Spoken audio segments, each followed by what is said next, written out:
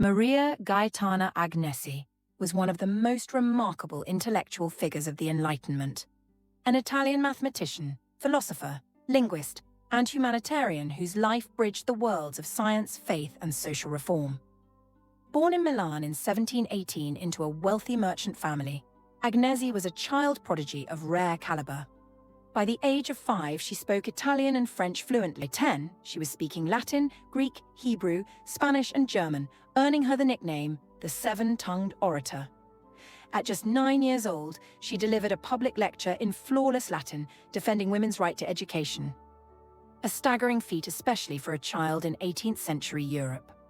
Her early fame came not from spectacle, but from intellect. Agnesi was educated privately and immersed herself in mathematics and natural philosophy. She pursued advanced mathematics with relentless discipline.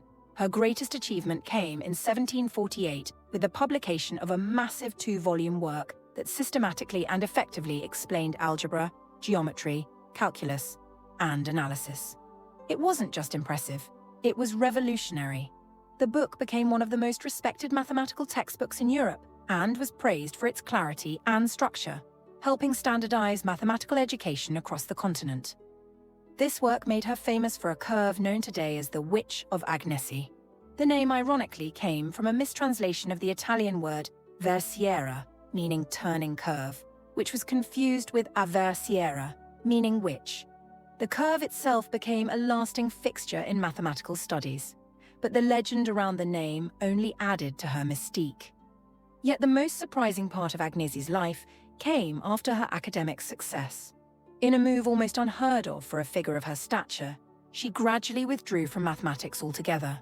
Following the death of her father, she rejected public scholarly life and devoted herself entirely to religious service and charity.